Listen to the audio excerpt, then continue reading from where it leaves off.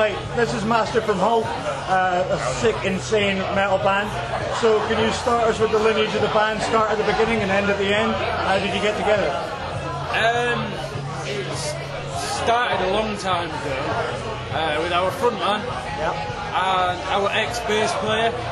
They were in a band sort of in the mid-90s, years and years ago. And then one thing or another, we kind of like, the band's kind of morphed a lot of times. We started with a band called Blood Red Dawn.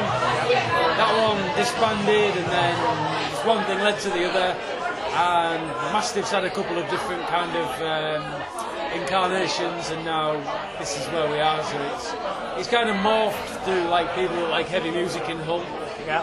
And then me and Jam, we used to play in another band in Hull. We're kind of like younger than Jim and Mike, the drummer, and then we kind of just got together. And then after that, Jam had been living in London. He came back up, and I was like, "Do you want to join Mastiff?" He's like, "Yeah, that'd be great." Also, So take yourself, you'd be in a couple of other bands. Yeah, just sort of, you know, nothing that really made a dent. But we, like Phil said, we played in a couple of bands, maybe sort of 10, 15 years ago, and then. About just a little over a year ago, I moved back up to Hull.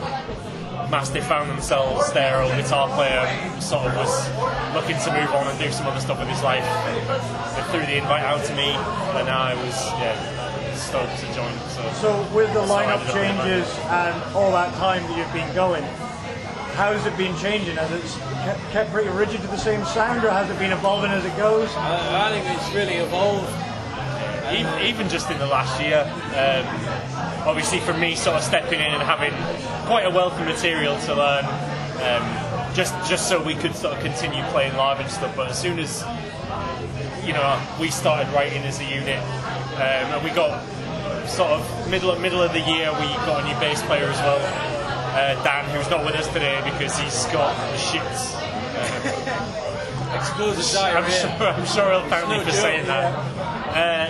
Like it just sort of, Dan brought a real sort of like nasty sort of sludgy sound. He's really into sort of like drone and noise rock and stuff, and he brought an extra dimension. I'm very much into sort of like a lot of Swedish death metal and things like that, and that's definitely not what Mastiff is or ever will be, but there's the influence, those sort of the things tinges that of it. Yeah. I would say we've become a little less riffy, slightly more angular.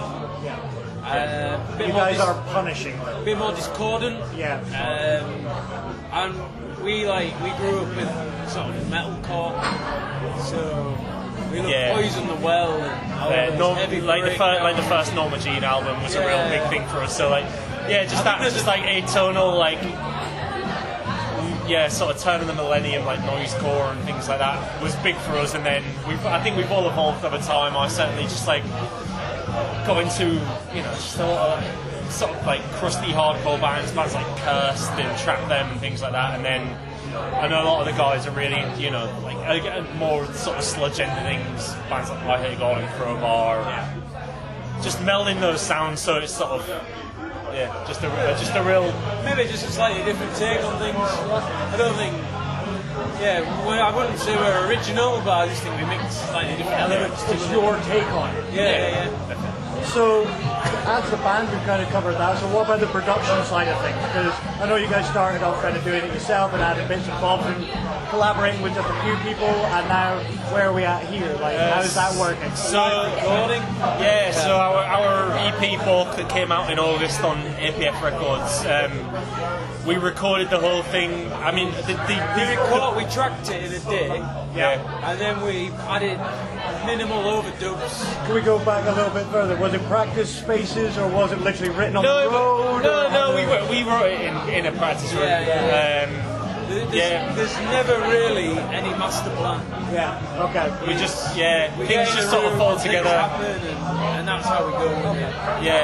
I mean, it just sort of came out naturally. I think we tend to, like, because, as the guitar players, I wouldn't say it was, like, remiss to say we were the sort of principal songwriters at the moment, but we maybe sort of jam riffs on our own at home and bring them, but then they just inevitably through the process of trying to knock a song together, we'll pick apart each other's riffs and suggests changes. And I don't think there's anyone in the band who's like, this is the song. Yeah. No.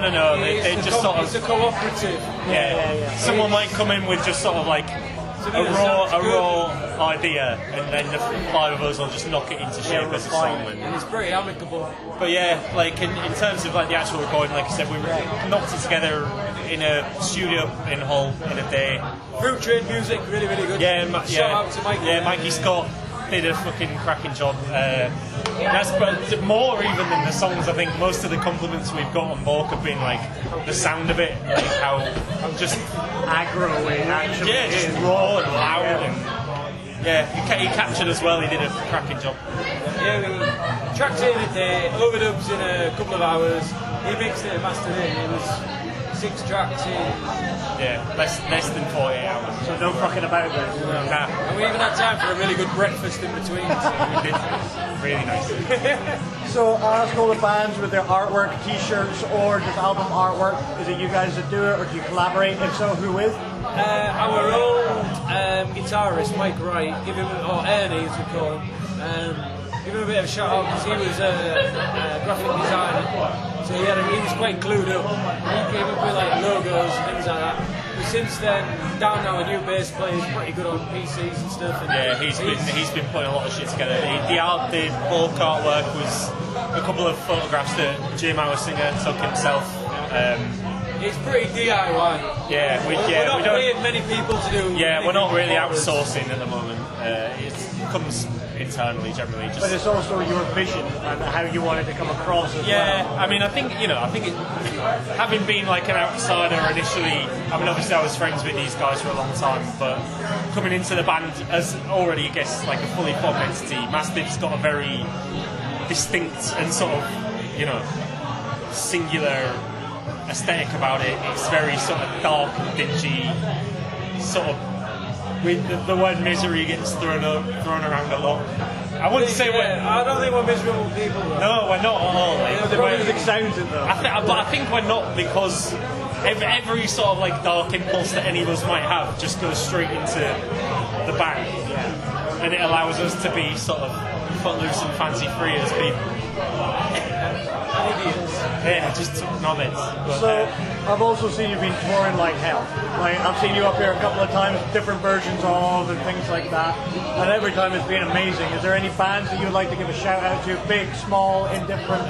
There's quite a few bands. 100-year-old man from Leeds. 100-year-old man from Leeds are a force to be reckoned. If we play with those guys, it's like intimidating. Yeah, because they're just the walls of crushing sound. Yeah, they're amazing. Conjurer, good guys. I saw Conjurer play with Weed Eater, and it was different gravy. They're just head and shoulders above. Yeah, there's a few bands on that label mates on APF. Red Eye Revival are amazing. Like Thrash, really good. Just sort of thrash revival thing. Thrash can be there. Yeah. The bands of. There's just so many good bands. There's our sort of Alpha Apocalypse will play with tonight. There's our sort of local mates, battalions who we used to share a bass player with. Yeah, good time, real good, just sort of bluesy, kind of like hard riffs. Gritty as just fuck. good dudes and real riffy. Yeah, can't say enough nice things about those guys. Who else? Throat as well. They were another band from Hull. They used to be called Swallows. They're called Throat now, but they're just massive, expansive, just nasty doom, and Mavet as well. Another bunch of awesome local dudes like Blackened, so aggressive, like. It's seeming to look like that the UK is getting these powerhouses of scene like Bristol and Hull, and like coming slowly but surely. This is what's happening up here beyond the wall, and I think that does need that community. Yeah. I take it there are lots of local like venues and companies that you can go with. Anyone to shout out good venues that you like? We practice in a place called. I don't know if we should kind of publicise it. It's a practice room where they do put gigs on, and it's called kind of like a big club from Dagger, but the nights are incredible. There's an amazing Danish band called Hexes, and we went to watch that. It was in a dark practice room with no lights on, and a strobe and a smoke machine, and it was one of the most intense experiences. Fucking just like really It's like- claustrophobic, It's but like being in a nightmare, but it was insane. It was so good. but yeah. So that's locally as far as that. There's a bunch of good venues to play. Cafe Independent in Scunthorpe. Yeah. We go quite regularly in there, cracking, always treat the bands really well. So I think there's a few guys down that neck of the woods, you've got a good correspondence Yeah, with. we- yeah, we- bands so out There's a there. legendary venue in Hull. We don't play it too often because they don't like the really noisy stuff. But when we do play, the sound is always loud and heavy. It's the Adelphi. Oasis played there, Pulp played there, Stone Roses played there. It's a real kind of like treasure. Yeah, really. Hidden gem. Yeah. Okay. So, coming to the end of the interview, we're getting a few like nice, easy questions. A bit of fun. Any road antics to let the public know what touring's all about? Road antics. What actually goes into making a band work? Not really that I'd like to mention. No comment. No comment. Yeah. No? No comment. No, we're all dudes.